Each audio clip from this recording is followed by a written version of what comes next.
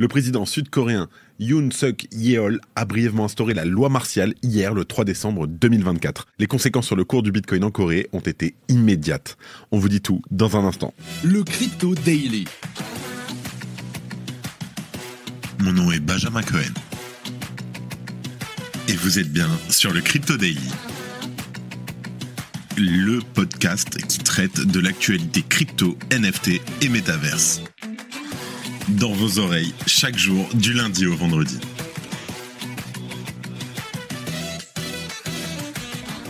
Salut, c'est Benjamin et j'espère que vous allez bien. Et c'est donc notre actualité principale aujourd'hui. On parlera bien entendu aussi de la fermeture du projet RTFKT. Si vous étiez là en 2021, vous vous en souvenez, avant de parler de la bonne dynamique des mineurs de Bitcoin. Mais avant tout ça, et comme d'habitude, le coin du marché. Here comes the money. Here we go. On a un marché qui reprend des couleurs en ce milieu de semaine. On a un Bitcoin qui gagne 1,7% sur les dernières 24 heures pour un prix de 96 375 $. On a Ethereum qui augmente de 3,5% et se situe à un prix de 3 732 $. On a le XRP qui chute de 1,9%. On a le BNB qui lui fait une bougie phénoménale de 20%. Le Sol et le Doge gagnent respectivement 4,9 et 0,6%. L'ADA baisse de 1,4%. Et enfin, le Tron progresse de 63%. Ce n'est pas une erreur, j'ai bien dit de 63%. Ouvrez CoinMarketCap, regardez la courbe parce que waouh. Allez, en tout cas, on enchaîne directement avec les news.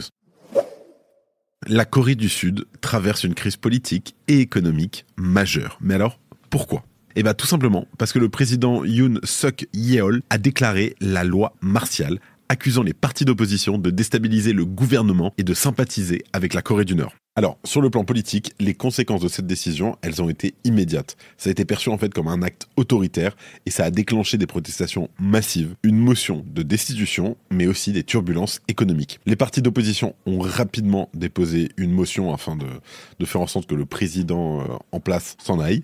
Ils accusent d'ailleurs Yoon Suk-yeol de rébellion et promettent des poursuites contre lui et plusieurs hauts responsables. Et d'ailleurs, au sein même de son parti, des voix critiques émergent et demandent des explications sur la situation.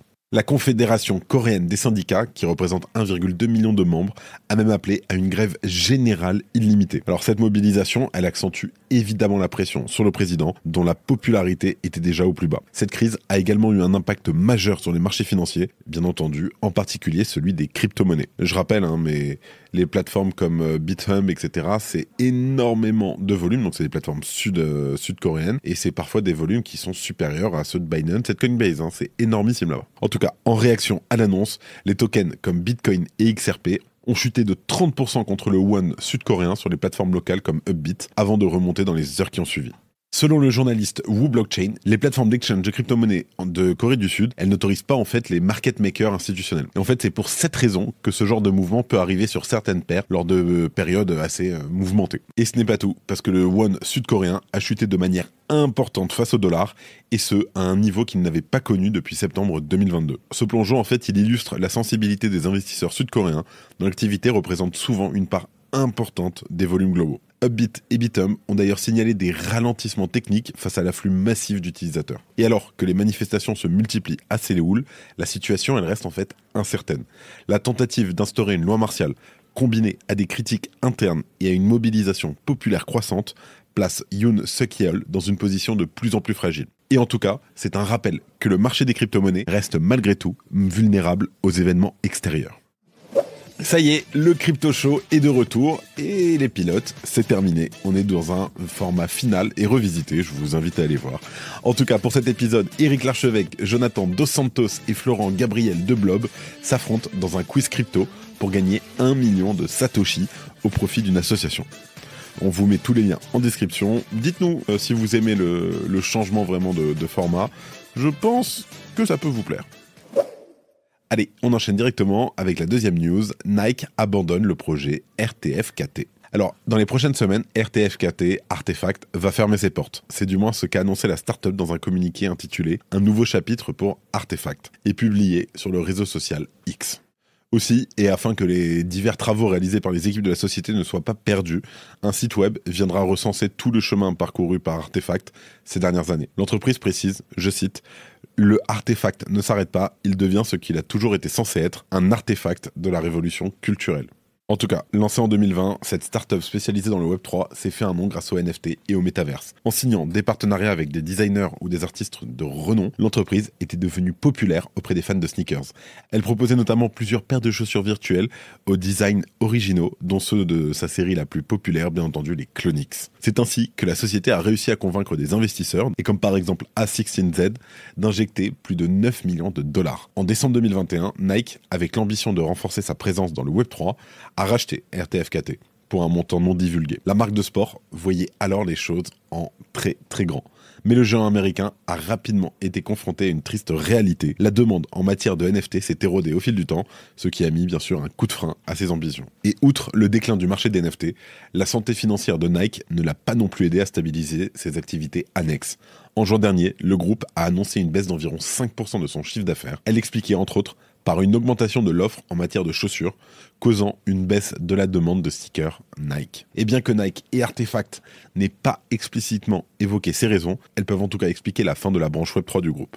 Et cette décision, elle peut quand même s'avérer surprenante, puisqu'en cette fin d'année, le marché des NFT a quand même connu un rebond assez important. Le marché profite notamment de la victoire de Donald Trump aux dernières élections présidentielles américaines, et en tout, selon les données de DeFi Lama, RTFKT a réussi à générer près de 50 millions de dollars de revenus depuis son lancement, dont 45 millions de dollars en royalties, pour un volume d'échange total d'environ 1,5 milliard de dollars. Ces chiffres placent l'entreprise à la 9e place des projets NFT ayant généré le plus de revenus. Si tu aimes le Daily, une note et un commentaire nous aident énormément. Aussi, si tu ne veux rien rater de l'actualité, abonne-toi. Les mineurs de Bitcoin explosent en bourse et enregistrent une hausse de 52%. Alors cette année, les mineurs ont dû faire face à des défis majeurs, notamment avec le 4e halving de Bitcoin. Cet événement, qui a réduit la récompense par bloc à 3,125 Bitcoin en avril, a mis à l'épreuve l'efficacité des installations de minage, notamment en réduisant considérablement les marges bénéficiaires. Aussi, selon les analyses de JP Morgan, les revenus du minage ont chuté de 50% après le halving d'avril. Mais la hausse du prix du Bitcoin, actuellement autour des 95 680 $, a rendu le minage plus lucratif en novembre. Malgré ces défis, certains mineurs de Bitcoin cotés en bourse ont eux enregistré des performances impressionnantes. Je pense notamment à BitDeer, Hut8, Mara Holdings et Iris Energy qui ont surpassé les gains en novembre. Alors, Mara Holdings en particulier a augmenté ses avoirs en Bitcoin, consolidant sa position en tant que deuxième plus grand détenteur de BTC derrière MicroStrategy. Et avec une capitalisation boursière de 8,8 milliards de dollars à la fin novembre, Mara s'est même imposé comme le mineur de Bitcoin le plus précieux. En effet, l'entreprise a annoncé lundi avoir ajouté 6 484 bitcoins à sa réserve pour un montant de 618 millions de dollars. Et en dépit des défis posés par le halving, les mineurs de Bitcoin cotés en bourse ont même enregistré des performances solides en novembre portées par la hausse du prix du Bitcoin. Ces entreprises semblent donc rester résilientes face aux fluctuations du marché et n'hésitent pas à se renouveler sur un marché compétitif. On note aussi que les États-Unis sont géographiquement la région du monde qui concentre la plus grande puissance de calcul de la blockchain Bitcoin. Cependant, cette répartition du taux de hachage pourrait rebasculer en faveur de la Chine. En effet, le Parti communiste chinois semble avoir relâché la bride concernant le mining. D'ailleurs, une grande entreprise chinoise, la multinationale Caixin Holding, a officiellement déclaré investir sur une ferme de minage de Bitcoin au Moyen-Orient. Et d'ailleurs, si le minage c'est quelque chose qui vous intéresse pour vous diversifier, etc., je vous invite à aller vous renseigner sur le site de blob.io, B-L-O-B-B. Et enfin, avant de terminer, les actualités en bref. Alex Mashinsky plaide coupable pour fraude. Alors Alex Mashinsky, ex-CEO de Celsius, a plaidé coupable à des accusations de fraude et manipulation de marché, acceptant une peine pouvant aller jusqu'à 30 ans de prison. Grayscale veut transformer son trust Solana en ETF. Grayscale Investment a déposé une demande auprès de la SEC américaine pour convertir son Grayscale Solana Trust, donc le GSOL, en ETF au comptant coté sur le NYSE Arca. Cette initiative, elle vise à améliorer la liquidité et le suivi des prix du sol. BlackRock détient 500 000 bitcoins. Alors BlackRock a dépassé les 500 000 bitcoins sous gestion, atteignant 48 milliards de dollars en valeur d'actifs grâce à son ETF IBIT, le plus rapide en croissance dans l'histoire des ETF. Peter Todd veut miner des bitcoins dans l'espace. Le développeur, soi-disant Satoshi Nakamoto selon HBO, spoiler, ce n'est pas vrai, Peter Todd propose une idée futuriste, miner du bitcoin dans l'espace en utilisant l'énergie solaire. Il pense qu'à l'avenir, les coûts de lancement seront réduits, rendant cette approche économiquement viable. Les agents IA vont-ils nous rendre riches? On a l'émergence d'une nouvelle narrative actuellement. C'est l'arrivée des prometteurs agents d'intelligence artificielle. En anglais, AI Agents. Et au cœur de cette agitation se trouve le AI XBT. On vous explique tout dans notre newsletter DeFi. Le lien est en description. Et avant de terminer, sachez que c'est le dernier jour pour le Black Friday chez Ledger. C'est le moment de sécuriser vos cryptos avec des offres exceptionnelles proposées par Ledger. Que vous soyez débutant ou expert, profitez de réductions incroyables pour vous équiper durant ce Black Friday. Ne ratez pas cette opportunité de protéger vos actifs avant le prochain bull run. La promotion est valable jusqu'au 5 décembre. Le lien pour en profiter est dans la description. Et voilà, c'est la fin de ce résumé de l'actualité du jour. Évidemment, pensez à vous abonner pour ne pas rater le suivant. Et rendez-vous aussi sur YouTube, Twitter, LinkedIn, où vous voulez pour d'autres contenus d'actualité exclusifs et surtout Instagram. Je crois que j'ai tout dit, faites attention à vous. Et moi je vous dis à vendredi. C'était Benjamin pour le Crypto Daily. Merci et à très vite.